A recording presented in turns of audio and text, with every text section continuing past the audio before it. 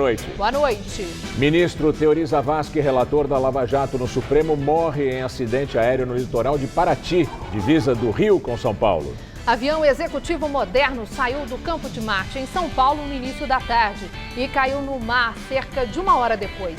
A Procuradoria-Geral da República suspendeu audiências para a delação premiada de executivos da Odebrecht.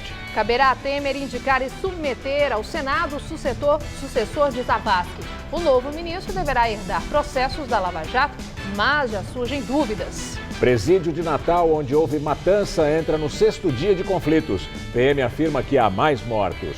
Governador do Rio Grande do Norte alerta que a situação está fora de controle. Temer envia forças armadas.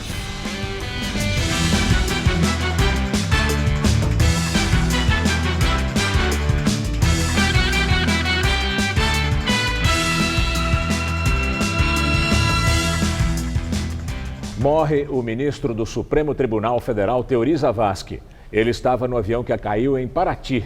Teori tinha 68 anos. Segundo a assessoria de imprensa da Força Aérea Brasileira, o avião havia deixado o Campo de Marte, em São Paulo, indo para Paraty, Costa Verde do Rio de Janeiro, por volta de 1 da tarde. Segundo o Corpo de Bombeiros, que atendeu a ocorrência, o acidente aconteceu perto da Ilha Rasa. De acordo com funcionários do aeroporto de Paraty, o avião caiu no mar por volta de 1h30 da tarde, momento em que chovia muito na região. O avião é um Beechcraft C-90 GT King Air e tem capacidade para 7 passageiros, além do piloto. O avião que caiu levava 4 passageiros. Teori era o relator da Operação Lava Jato no Supremo. O avião está registrado em nome da Emiliano Empreendimentos SE, Participações Hoteleiras Limitada, e era de Carlos Alberto Filgueiras, amigo de Teori, que também morreu no acidente. Numa publicação em uma rede social, o filho do ministro Teori Zavascki confirmou a morte do pai. Ele escreveu: "Caros amigos, acabamos de receber a confirmação de que o meu pai faleceu. Muito obrigado a todos pela força." Também no Facebook, o filho de Teori já havia relatado supostas ameaças ao pai. De acordo com a revista Veja, Teori vai ser velado no STF e será enterrado em Santa Catarina. A presidente do STF, a ministra Carmen Lúcia, está voltando para Brasília. Direto de Brasília, Josias de Souza tem outras informações. A notícia de que o ministro Teori Zavascki do Supremo Tribunal Federal estava a bordo de um avião que caiu no mar de Paraty, no Rio de Janeiro, causou enorme impacto em Brasília. Quando o filho do ministro, Francisco Zavascki, confirmou a morte do pai numa rede social, houve um misto de consternação e preocupação. Relator da Lava Jato no Supremo, Teori se preparava para homologar os acordos de colaboração de 77 delatores da Lava Jato.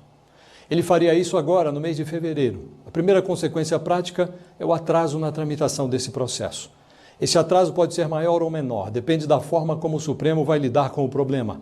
Em condições normais, o Supremo aguardaria a indicação de um novo ministro para a vaga de Teori. Cabe ao presidente Michel Temer fazer essa escolha. Esse ministro, depois de sabatinado e aprovado pelo Senado, herdaria todos os processos de Teori, inclusive esse processo da Lava Jato com as delações da Odebrecht. Mas a Lava Jato não é um processo trivial e o Supremo pode optar por escolher entre os seus integrantes um novo relator. Essa escolha ocorreria por sorteio. O teor das delações da Odebrecht não recomenda a alternativa de aguardar para que Temer indique um substituto de Teori.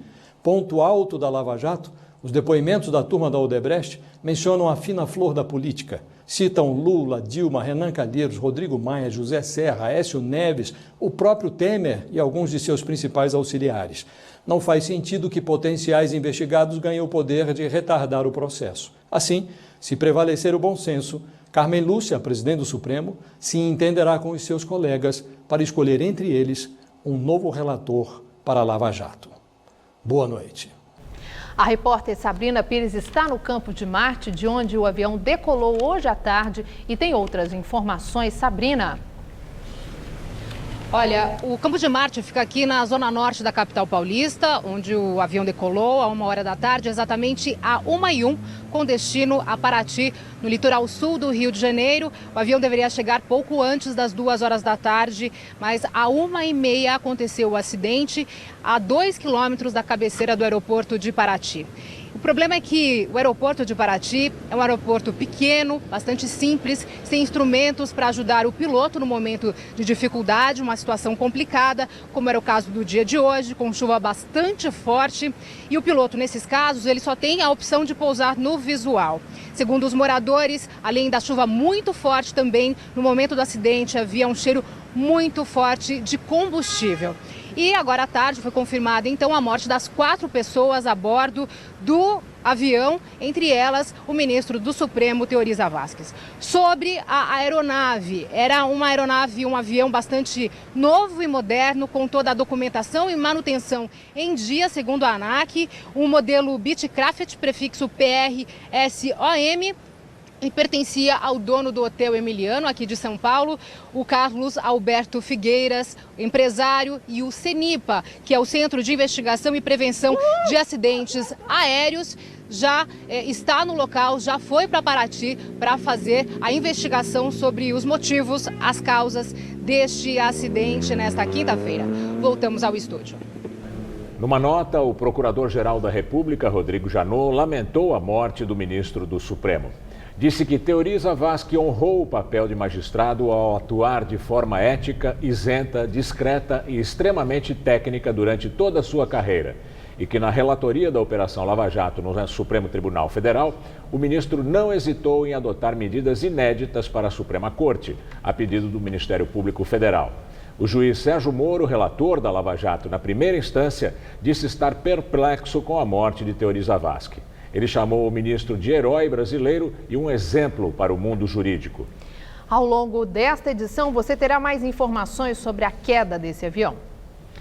O governo de São Paulo vai recorrer da decisão do Tribunal de Justiça, que suspendeu de novo o aumento da passagem do transporte público. Foi a 4ª derrota da gestão Alckmin em menos de 15 dias. Foi a 4ª derrota da gestão de Geraldo Alckmin na Justiça em menos de 15 dias. A intenção do recurso do governo do estado era derrubar a liminar que suspendeu o aumento parcial das tarifas da integração de ônibus da capital com trens e metrô e de ônibus intermunicipais, além dos reajustes no bilhete único.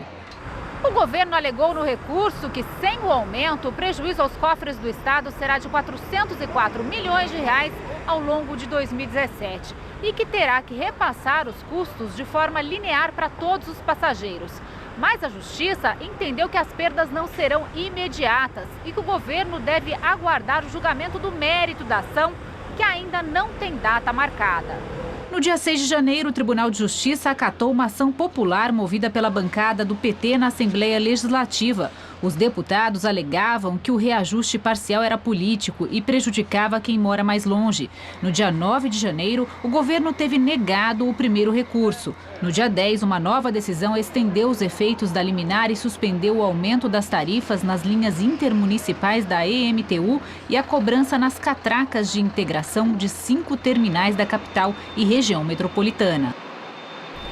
Integrantes do Movimento dos Trabalhadores Sem Teto invadiram hoje de manhã o prédio da Secretaria Estadual de Habitação no centro de São Paulo. O MTST afirma que a manifestação foi para cobrar do governo de São Paulo a regularização de terrenos que estão invadidos por integrantes do movimento. O ato foi também um protesto contra a reintegração de posse de um terreno particular no Jardim Colonial, na zona leste de São Paulo, que aconteceu na última terça-feira. Cerca de 700 famílias viviam na área irregularmente. Uma comissão do MTST foi recebida à tarde pelo secretário estadual da Habitação, Rodrigo Garcia. 2 assaltantes roubam automóvel com um bebê de 7 meses no banco de trás. O pai e a mãe da criança foram abordados pelos ladrões na noite desta quarta-feira, ao chegar à casa de um parente na Vila Alpina, na zona leste de São Paulo. Policiais militares que faziam ronda na região perseguiram os assaltantes, que fugiram e acabaram batendo o carro. Um assaltante foi preso e a criança, que veio com o pai americano pela primeira vez ao Brasil, foi resgatada sem ferimentos. Bill e Débora moram nos Estados Unidos e chegavam de uma viagem ao litoral quando foram rendidos por 2 assaltantes. Os ladrões já estavam dentro do veículo das vítimas no momento em que foram vistos por policiais.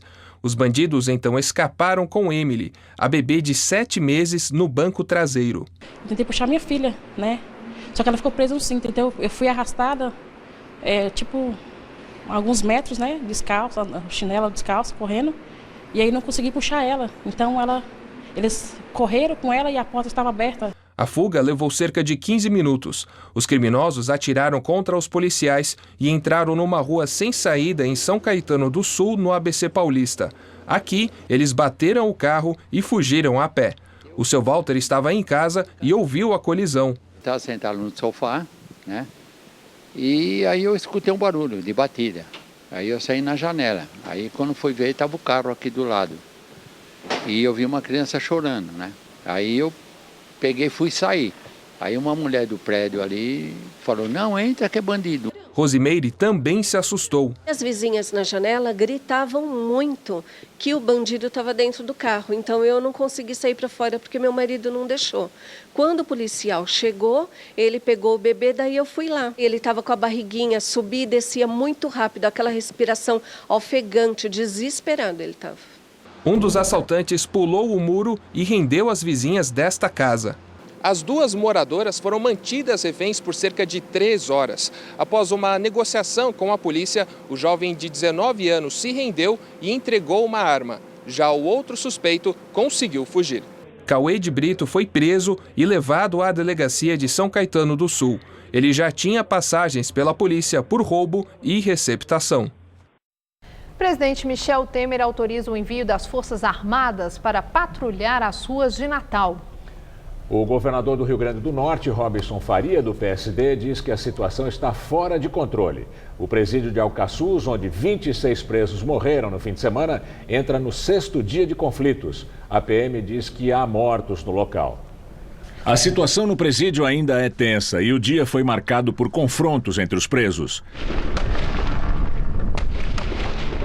A unidade está dividida em 2 lados, cada um tomado por uma facção rival. Em Alcaçuz, há presos do Sindicato do Crime e do PCC. A Polícia Militar confirmou que há novos mortos no confronto de hoje. Há também presos feridos.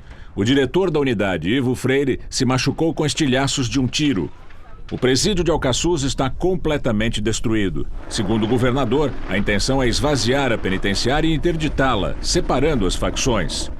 Natal vive uma onda de violência desde ontem, depois das transferências dos detentos do presídio de Alcaçuz. Carros oficiais, delegacias e ônibus foram incendiados. Segundo o Sindicato dos Trabalhadores em Transporte Rodoviário do Rio Grande do Norte, a frota voltou a sair de circulação. A justificativa é a falta de segurança. Em entrevista à Rádio CBN, o governador Robson Faria admitiu que a situação na capital está fora de controle. Estão tocando fogo em ônibus com uma retaliação pelo governo ter decidido separar dentro dos presídios PCC do sindicato RN. Então, ambos estão retalhando o governo. A situação aqui se tornou muito mais grave do que estava ontem. Precisamos de um socorro do governo federal imediato. Diante da situação, o presidente Michel Temer autorizou o envio de tropas das Forças Armadas para Natal. A ideia, segundo o governador, é que os militares atuem nas ruas da cidade, já que os policiais vão ser deslocados para o presídio de Alcaçuz. Ataques também foram registrados em outras cidades do Rio Grande do Norte. No fim da tarde, a polícia do Rio Grande do Norte invadiu o presídio de Alcaçuz para retomar o controle. Segundo o governador Robson Faria, o objetivo é separar as duas facções. Ele afirmou que pretende construir uma parede física para separar o PCC do Sindicato do Crime. O governador disse ainda que a PM vai continuar dentro da penitenciária até a construção dessa parede. Até lá, os PMs vão formar uma espécie de paredão humano para conter os presos. Em Ribeirão Preto, o presidente Michel Temer diz que a solução para os presídios é questão de médio ou longo prazo e que o governo está fazendo tudo o que lhe cabe na atual crise penitenciária. Temer estava em Ribeirão para anunciar a liberação de 12 bilhões de reais para aquisição antecipada de insumos da safra agrícola 2017-2018.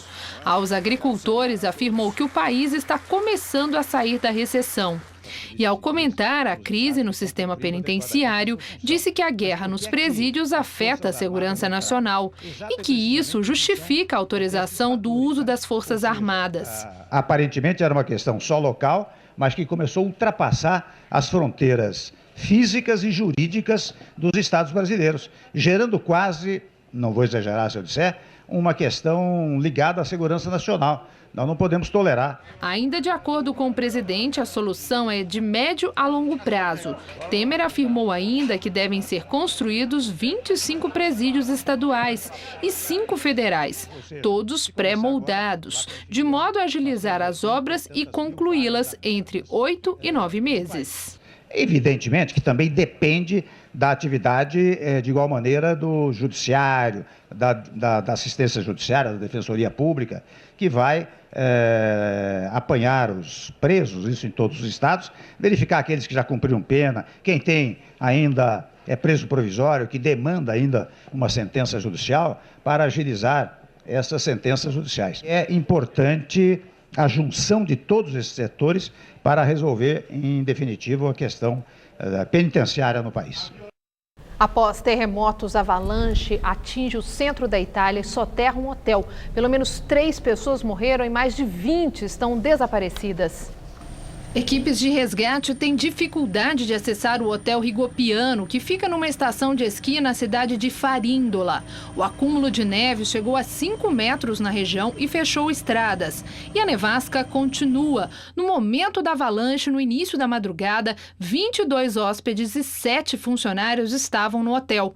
Horas depois, socorristas conseguiram chegar ao local de esqui e as primeiras pessoas foram resgatadas com vida. Mas um porta-voz das equipes de resgate teria dito que há muitos mortos, segundo a agência France Press. Nessas imagens dá para ver neve, rochas e pedaços de árvores dentro do hotel. Olhando de cima, o prédio praticamente desapareceu em meio à neve. Uma base de resgate foi montada na cidade de Penne, a 10 quilômetros dali. A região da avalanche registrou pelo menos 4 terremotos acima dos 5 graus de magnitude ontem. Durante a madrugada, mais tremores foram sentidos. O Hotel Rigopiano, de 4 estrelas, fica na Cordilheira dos Apeninos, a 1.200 metros de altitude. Aqui em São Paulo, em pleno verão, os paulistanos tiveram mais um dia de tempo encoberto e temperaturas amenas. Pois é, a chuva persistente fez a cidade entrar em estado de atenção para alagamentos. Quando será que essa chuva vai dar uma trégua, hein? Vamos à previsão com Mariana Armentano.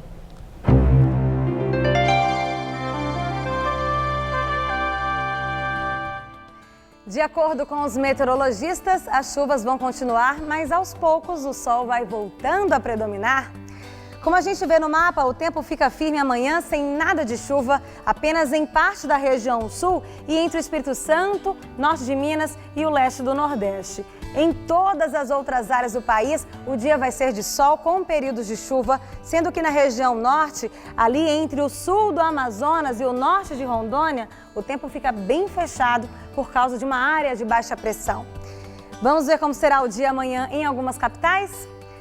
Olha só, em Curitiba o dia vai ser mais fresquinho, com mínima de 16 e máxima na casa dos 26 graus. Já em Porto Alegre, tempo firme, calor de 30 graus. Em João Pessoa, na Paraíba, se chover, será de forma fraca e passageira.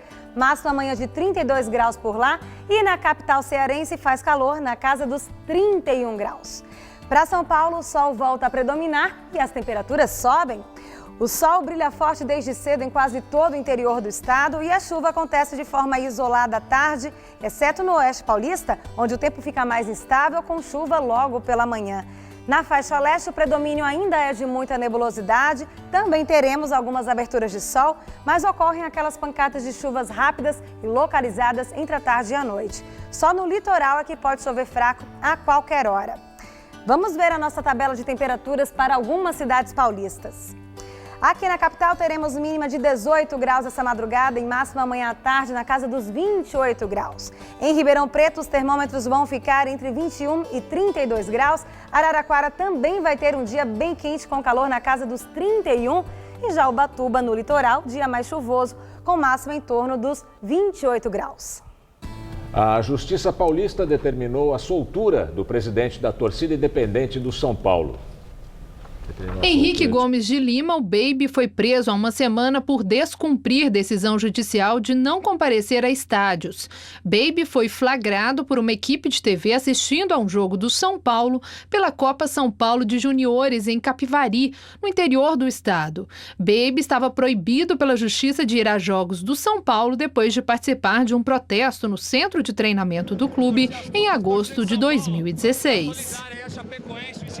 O ministro do Supremo, Marco Aurélio Mello, suspendeu punição aplicada pelo Conselho Nacional de Justiça à juíza Clarice Maria de Andrade. Ela é a responsável pela manutenção da prisão de uma adolescente de 15 anos, apenas 15 anos, numa cela de homens na Delegacia de Polícia de Abaetetuba, no Pará. Esse caso aconteceu em 2007. Em outubro do ano passado, o CNJ decidiu que ela não poderia mais exercer a função de juíza por 2 anos, mas continuaria recebendo salário. Na liminar, Marco Aurélio afirma que o conselho foi contraditório ao decidir pela pena. O caso deve ser levado ao plenário do STF, mas ainda não tem data para ser analisado. E nós voltamos a falar sobre o acidente que matou o ministro do STF, Teori Zavascki. De acordo com um dos filhos de Teori, o pai estava numa viagem de férias. Os bombeiros informaram que 3 pessoas morreram no acidente. De acordo com a FAB, uma equipe do Seripa está a caminho de Paraty para iniciar a investigação sobre o acidente. Integrantes da Marinha e do Corpo de Bombeiros prestam assistência no local. Teori era o relator da Lava Jato no Supremo e estava prevista para fevereiro a homologação dos acordos de delação da Odebrecht. A Agência Nacional de Aviação informou que a documentação do avião estava em dia, com certificado válido até abril de 2022. E a inspeção de manutenção era válida por 1 ano, só venceria em abril. O dono e operador da aeronave é o Hotel Emiliano. Teori Albino Zavascki tinha 68 anos e ingressou na carreira jurídica em 1971, em Porto Alegre, como advogado concursado do Banco Central. Ele se tornou ministro do STF em 2012, por indicação da então presidente da República, Dilma Rousseff. Teori nasceu em Faxinal dos Guedes, em Santa Catarina. Também foi ministro do Superior Tribunal de Justiça de 2003 a 2012, indicado pelo ex-presidente Fernando Henrique Cardoso e nomeado pelo então presidente Lula. Foi doutor em Direito pela Universidade Federal do Rio Grande do Sul e professor da instituição. Era formado em Direito pela mesma universidade. Viúvo desde 2013, Teori deixa 3 filhos. A morte de Teori Zavascki repercutiu entre os políticos.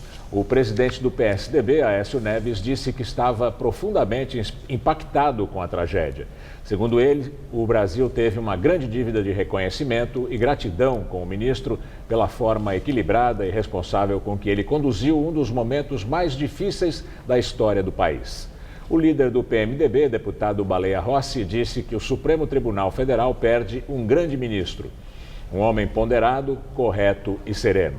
O líder da legenda no Senado, Eunício Oliveira, disse que o Brasil perde um magistrado exemplar, eterno vigilante da Constituição, absolutamente coerente com suas convicções. O líder do PT no Senado, Humberto Costa, disse que, sem dúvida, é uma perda irreparável para o Brasil e que o ministro Teori sempre teve uma trajetória jurídica pautada pela ética e pela competência.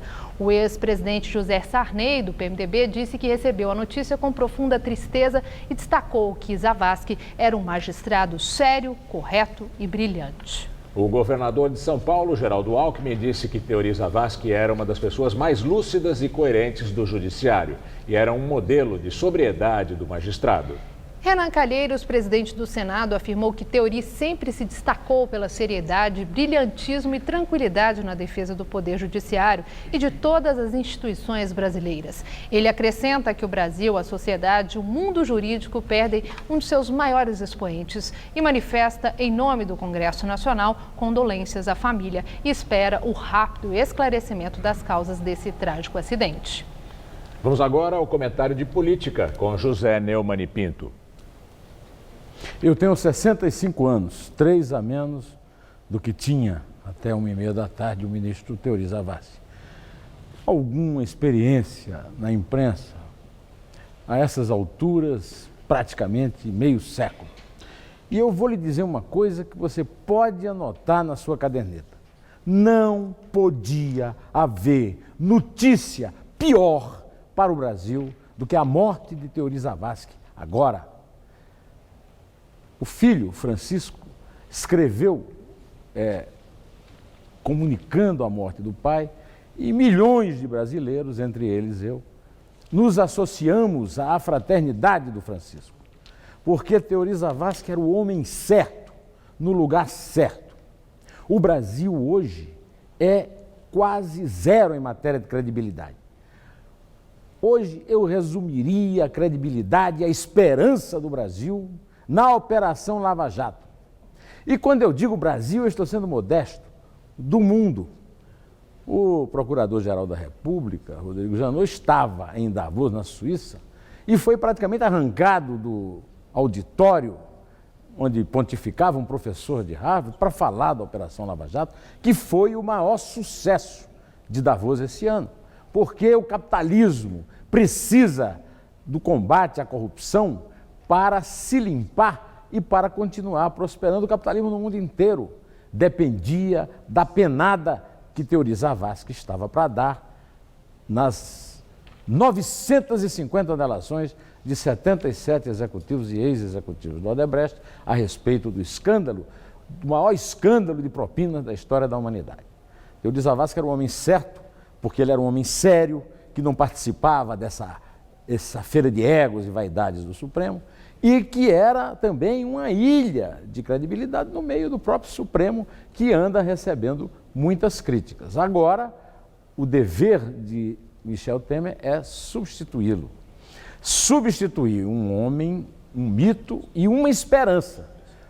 O Michel Temer vai ter que ser muito forte nessa decisão, fazer uma escolha muito boa. É um desafio muito grande, até porque ele está citado nessas delações. O substituto vai se submeter a uma sabatina no Senado, onde tem muito senador também comprometido. O Brasil espera que, pelo menos nesse momento, essas pessoas estejam à altura do encargo absurdo em seu tamanho, do ponto de vista moral, dessa substituição.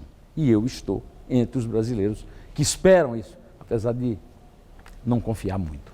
Bom, eu volto terça-feira, espero, para tratar de assunto melhor, direto ao assunto. Inter. O empresário Carlos Alberto Filgueiras, dono do avião onde estava o ministro Teori Zavascki, também morreu no acidente. O Grupo Emiliano atua também no ramo da construção civil, além do ramo hoteleiro. A amizade entre Teori e Carlos Alberto começou em 2012, quando o ministro passou a se hospedar no Hotel Emiliano, aqui em São Paulo, por causa do tratamento de câncer da mulher de Teori, que morreu um ano depois. E ao longo desta edição, você terá mais informações sobre a queda desse avião. No Irã, um prédio desabou durante um incêndio e matou pelo menos 30 bombeiros. Também há dezenas de feridos. Bombeiros tentavam apagar o fogo quando o edifício de 15 andares desabou em Teherã, a capital do Irã. O número de mortos foi informado pela TV iraniana, que transmitia ao vivo o combate ao incêndio no momento do desabamento. O prédio, que abrigava um centro comercial e oficinas de costura, foi esvaziado quando o fogo começou. De acordo com a agência France Press, um porta-voz dos bombeiros disse que já tinha advertido várias vezes que o prédio, construído em 1962, não era seguro. Segundo ele, roupas eram armazenadas nas escadas, o que pode ter ajudado as chamas a se propagar. O presidente do Banco Central afirma que é preciso repensar o sistema de cartões de crédito brasileiro e fazer melhoras ao longo do tempo. Ilan Goldfein deu essa declaração na Suíça, onde participa do Fórum Econômico de Davos. Questionado por jornalistas sobre a possibilidade do governo mudar as regras para impedir o parcelamento de compras no cartão sem a incidência de juros, ele não afastou a ideia. No fim do ano passado, o governo anunciou que pretende adotar medidas para baixar os juros do cartão de crédito. Em dezembro, os juros do rotativo do cartão de crédito, que é quando a pessoa paga a parcela mínima da fatura, era de quase 454% ao ano. O índice de preços ao consumidor amplo, IPCA 15, considerado uma prévia da inflação oficial, voltou a subir neste começo de ano. Depois de fechar dezembro em 0,19%, o indicador acelerou e a alta para janeiro já é de 0,31%. Apesar da aceleração, essa alta de janeiro é a menor para o mês desde 1994, segundo o IBGE.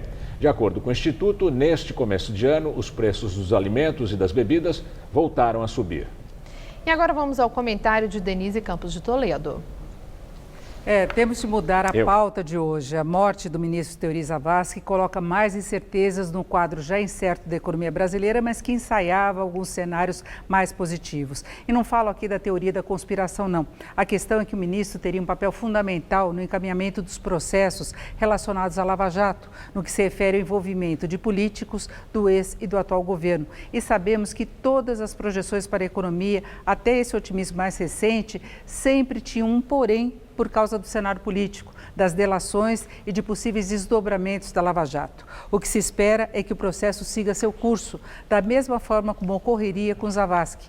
Mas essa confiança vai depender muito de quem irá substituí-lo. No mínimo, podemos ter atrasos, um prolongamento desse suspense todo, do quanto o cenário político, do quanto a Lava Jato ainda poderá influenciar a esperada retomada do crescimento e a agenda de reformas, de ajustes que podem fazer com que a economia brasileira e o país voltem aos trilhos. Há sinais mais positivos, como essa queda da inflação mais consistente, a perspectiva de uma queda mais acentuada e prolongada também dos juros, o avanço do ajuste fiscal, de reformas, há até um ânimo maior dos empresários diante disso tudo. É esperar que o imprevisível não jogue contra.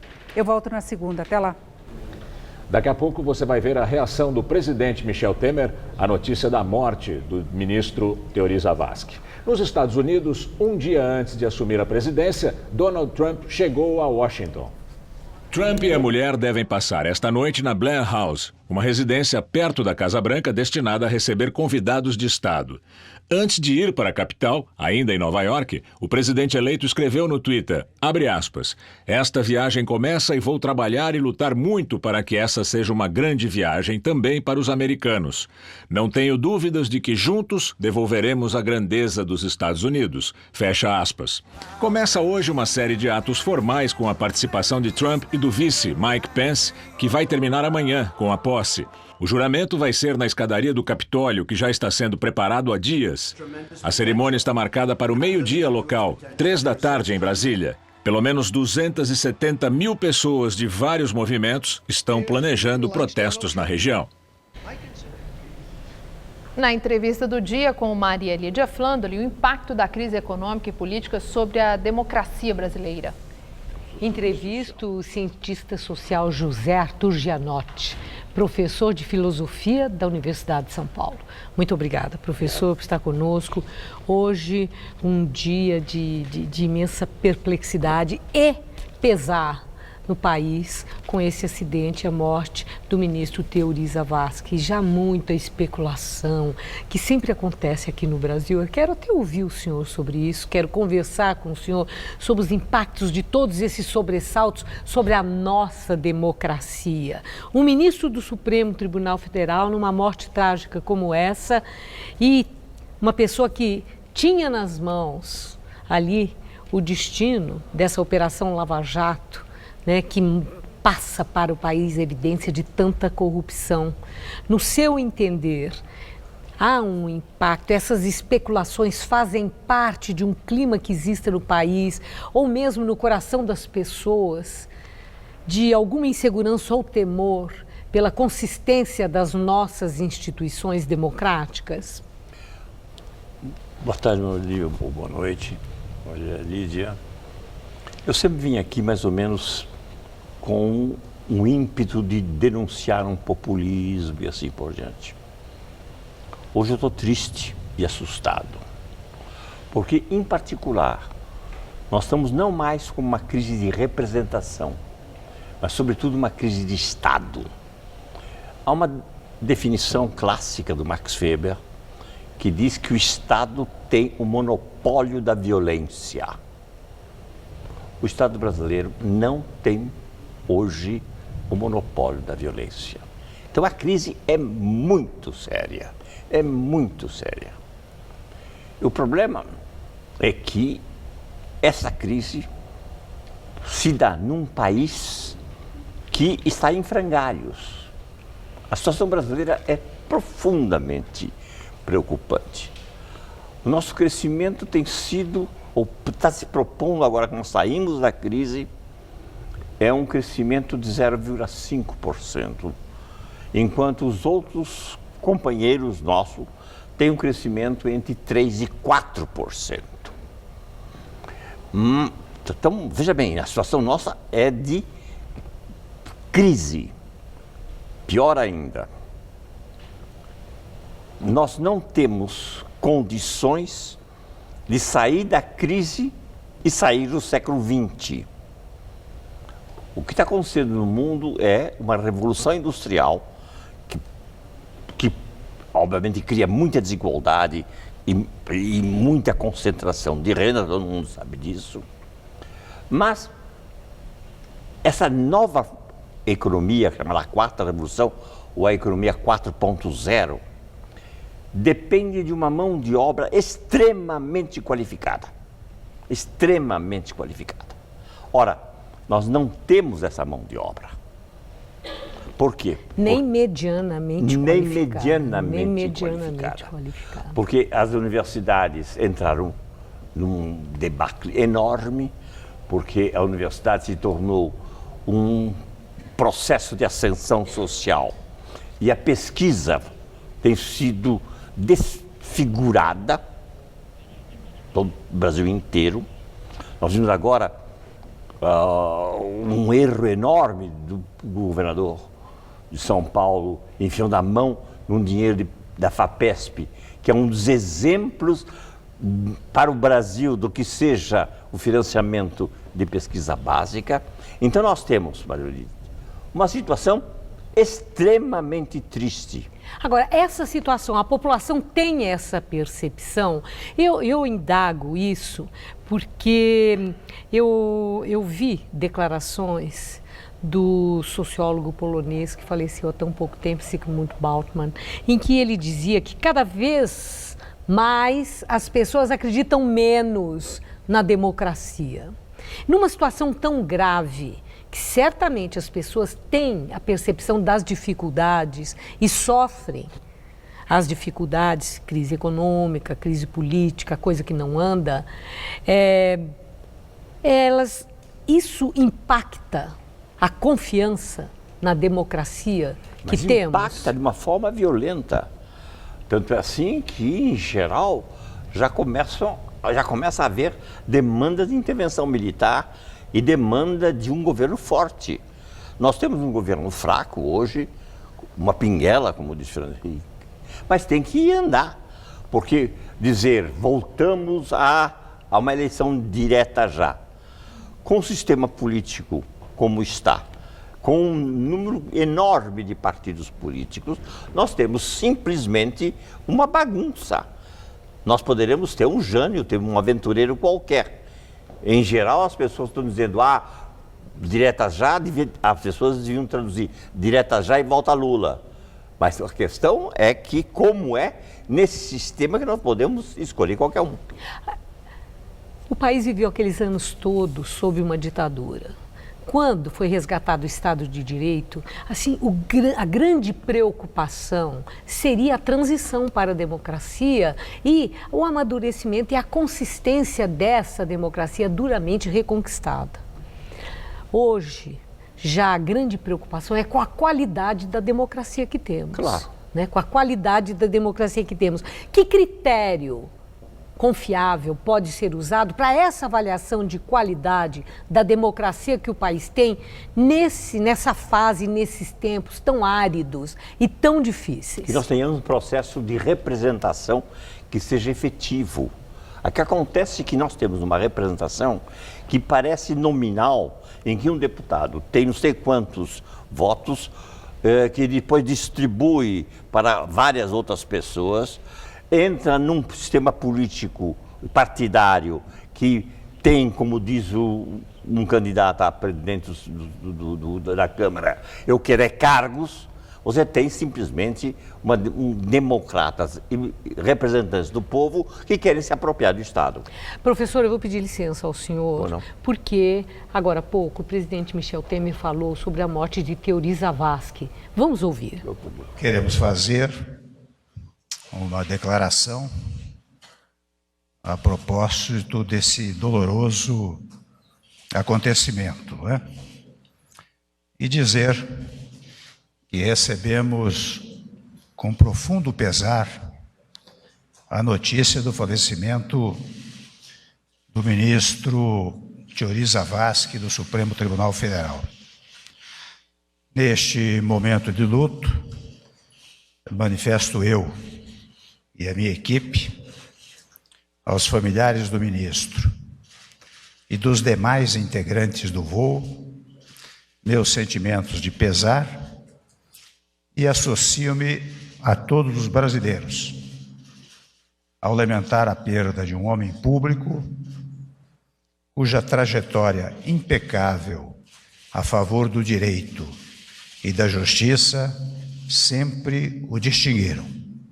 O ministro Teori Zavascki era um homem de bem e era um orgulho para todos os brasileiros. Nós estamos decretando luto oficial por um período de 3 dias, uma modesta homenagem a quem tanto serviu à classe jurídica, aos tribunais e ao povo brasileiro. Muito obrigado.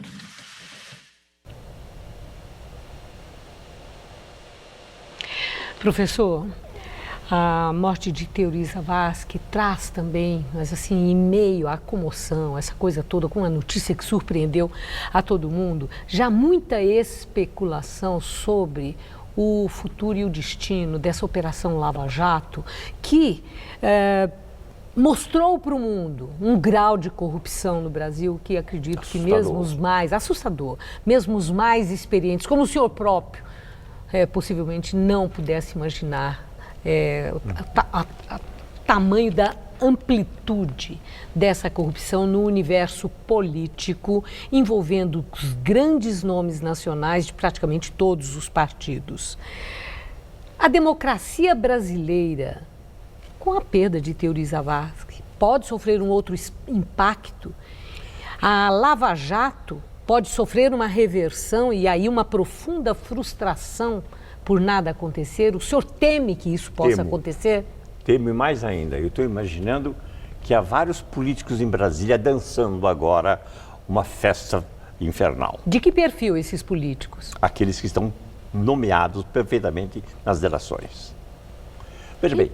Então, professor, o senhor está falando de um leque aberto. Nós sabemos que o leque é muito amplo. De todos os partidos. De todos os partidos. De todo, então... Aí, veja bem, eu tenho sustentado a ideia que a Operação Lava Jato não é apenas um processo dentro do Estado. Ela opera politicamente. Ela se montou politicamente. Ela estudou como é que foram como é que foi o movimento das mãos limpas. Ela soube como é que o movimento reverteu. Então ela primeiro, em vez de metralhar todo o sistema político, como aconteceu na Itália, ela vai fatiando e vai do governo aos seus limites. Desmontando, uma operação desmanche. Os procuradores fazendo grandes encenações públicas. O próprio Teori caçoou do Dallagnol no momento da grande performance, né, de televisão. Mas aquela performance, do ponto de vista jurídico, tem que ser caçoada. Mas do ponto de vista político, ela encaixa, é uma espécie de quadro que vai dizer, bom, ele disse que isso ia acontecer, olha aí, está acontecendo. Mas é papel de um procurador ter desempenho do ponto de vista político? Não, mas de um político é. Eles viraram político. Isso nós temos no Brasil hoje um negócio muito interessante. Nós temos processos de representação com redes sociais, assim por diante, que não são propriamente representações de voto, mas representação que conquista o seu público e tem um apoio enorme do seu público. Hoje, o apoio da Lava Jato, o apoio à Lava Jato é enorme. Nós estamos vendo isso pela enorme comoção que a morte de Teori Zavascki nos traz. Eu agradeço muito sua presença hoje. Eu agradeço também. Aqui foi uma coincidência pela notícia trágica da morte de Teori Zavascki, mas tenha certeza, professor, que tudo aquilo que o senhor nos falou contribui muito para o entendimento, a nossa reflexão de tudo que nos envolve atualmente. Muito obrigado, uma boa noite. Eu que agradeço a oportunidade. Gamberini. Você vai ter a seguir novas informações sobre a queda do avião em Paraty e a morte de Teori Zavascki.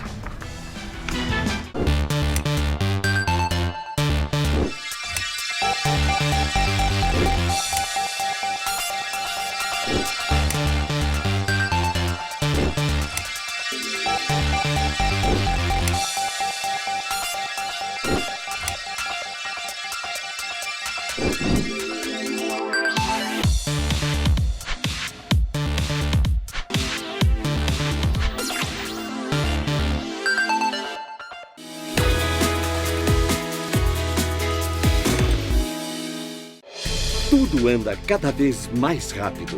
O tempo, as pessoas, as tecnologias. No coração de todas essas transformações, existe um caminho que pode mudar a sua vida. Pós-graduação Casper Libero. 4 cursos que vão acelerar a sua carreira, atualizar os seus conhecimentos e fazer você ser notado no meio de tanto movimento. Pós-graduação Casper Libero. Paixão por comunicação. Neste domingo, os mestres do Futebol Debate contam tudo o que está rolando nas rodadas finais da Copa São Paulo e ainda acompanham de perto a preparação dos times para o início dos campeonatos estaduais. Mesa Redonda, neste domingo, 9 da noite.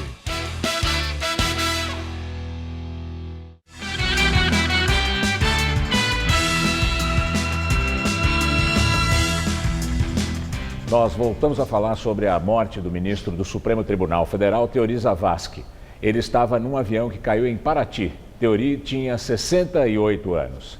Segundo a assessoria de imprensa da Força Aérea Brasileira, o avião tinha deixado o Campo de Marte, em São Paulo, com destino a Paraty, no litoral sul do Rio de Janeiro, a 1h da tarde. Segundo o Corpo de Bombeiros, que atendeu a ocorrência, o acidente aconteceu perto da Ilha Rasa. De acordo com funcionários do aeroporto de Paraty, o avião caiu no mar perto de 1h30 da tarde, momento em que chovia muito na região. O avião é um Beechcraft C-90 GT King Air e tem capacidade para 7 passageiros, além do piloto. O avião que caiu levava 4 passageiros. Teori era o relator da Operação Lava Jato no Supremo Tribunal Federal. E agora vamos às notícias do esporte com Estela Gontijo e Anita Pasquis. O técnico Tite divulgou a lista dos convocados para o amistoso contra a Colômbia na próxima quarta-feira, no Engenhão, no Rio de Janeiro, Anitta. Boa noite, Estela. Boa noite para todo mundo que está em casa. A partida terá a renda destinada aos familiares das vítimas da tragédia com o voo da Chapecoense. Por não ser uma data FIFA, Tite chamou apenas jogadores que atuam aqui no Brasil. Vamos aos convocados. Goleiros: Everton, do Atlético Paranaense, Danilo Fernandes, do Internacional e Alex Muralha, do Flamengo.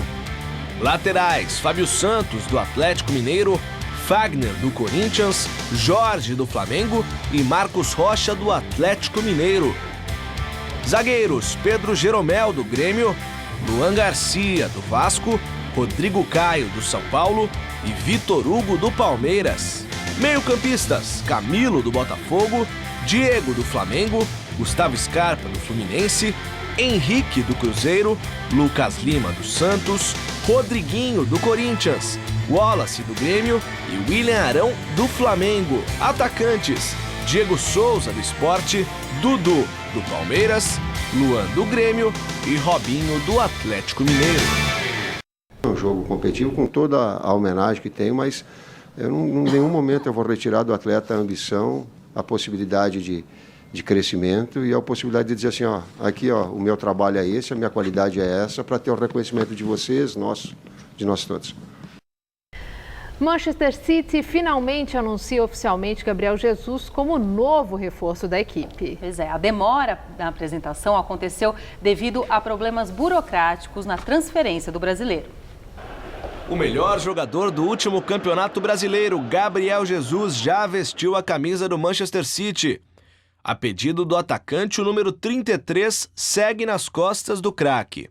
É um número que eu uso desde quando eu subi para o profissional, onde que um número que eu me deparei, gostei muito e pretendo usar muitos anos. A escolha pelo Citizens foi motivada por uma pessoa. Pelo técnico Guardiola, o elenco que tem, foi o único técnico que me ligou, que foi o Guardiola. Então isso eu fiquei bastante contente, e se tratando do técnico que é, tudo que fez, a inteligência que tem. E o jogador Tevez foi recebido na China. E como esperado, com grande festa da torcida do Xangai Shenhua, o novo clube do atacante. Centenas de torcedores empolgados foram ao aeroporto para receber o argentino, que havia sido anunciado no final do ano passado, após uma longa negociação com o Boca Juniors. Tevez terá o maior salário do futebol mundial. Ele vai receber o equivalente a R$2,5 milhões por semana. E já o Corinthians começou bem em 2017. Sem grandes problemas, o time paulista goleou o Vasco por 4-1 pela Florida Cup. O meio-campista Camacho abriu o placar para o Corinthians. Éder Luiz empatou para o Vasco e Marlone fez 2-1 aos 45 minutos do primeiro tempo. O estreante Casim, de cabeça, fez 3-1. Marquinhos Gabriel fechou o placar aos 44 minutos. Com a vitória, o Corinthians se classificou para a final da Florida Cup. E hoje, às 10 horas, o São Paulo e River Plate da Argentina se enfrentam para saber quem vai jogar contra o Corinthians na decisão do torneio americano. E agora vamos falar do futuro do futebol, a Copa São Paulo de Futebol Júnior, a Copinha. O Juventus derrotou o Bragantino agora à tarde e garantiu vaga nas semifinais do torneio. O Juventus marcou o único gol da partida aos 18 minutos do segundo tempo. Moicano invadiu a área pela esquerda e chutou para o gol. Alisson fez a defesa, mas Cezinha aproveitou o rebote e mandou para as redes. Ontem, depois do 1-0 no tempo normal, o Batatais venceu o Botafogo nos pênaltis para conseguir a vaga na semifinal da Copinha. Destaque para o goleiro da equipe paulista. E a noite era mesmo de Gerson. Ele defendeu a batida de Ion e garantiu uma classificação heróica ao Batatais, 3-2. Agora, na semifinal, o adversário será o Paulista de Jundiaí. E neste momento acontece a última partida das quartas de final da Copinha. Corinthians e Flamengo se enfrentam em Barueri. Por enquanto, a partida está 1-1. Muito obrigada, Anitta. Boa noite, boa noite. Com você, Gamberini. A paixão pelos carros antigos faz parte da vida de muitos brasileiros e tem crescido os eventos e exposições dedicadas ao charme retrô dos modelos clássicos. O paulistano já se acostumou. Correria, buzina e congestionamentos fazem parte da rotina da cidade. Mas e esse trânsito intenso de Fuscas, Opalas, Brasílias e até Mercedes? Até parece com a São Paulo do século passado, mas não é.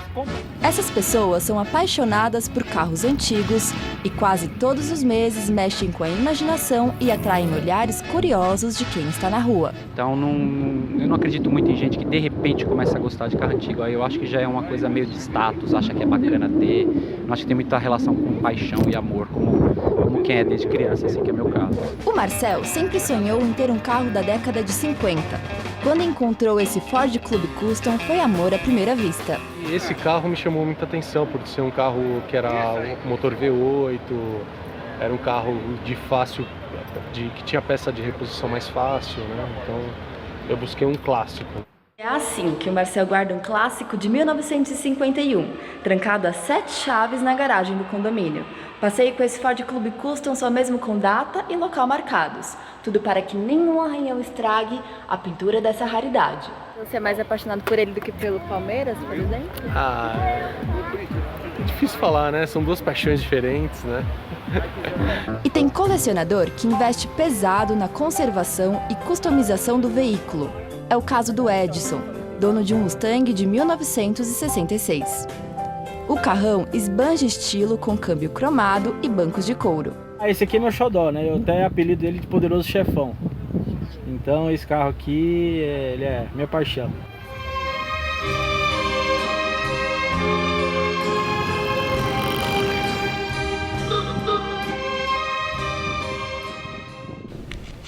O Jornal da Gazeta termina aqui. Essas foram nossas principais notícias. Ministro Teori Zavascki, relator da Lava Jato no Supremo, morre em acidente aéreo no litoral de Paraty, divisa do Rio com São Paulo. Avião executivo moderno saiu do Campo de Marte em São Paulo no início da tarde e caiu no mar cerca de 1 hora depois. Procuradoria-Geral da República suspende audiências para a delação premiada de executivos da Odebrecht. Caberá a Temer indicar e submeter ao Senado o sucessor de Zavascki. O novo ministro deverá herdar os processos da Lava Jato. Presídio de Natal, onde houve matança, entra no 6º dia de conflitos. PM afirma que há mais mortos.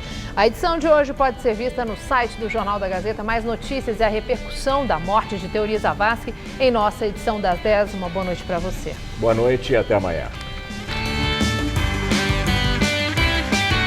Confira uma receita light e deliciosa no Você Bonita. Nesta sexta, meio-dia.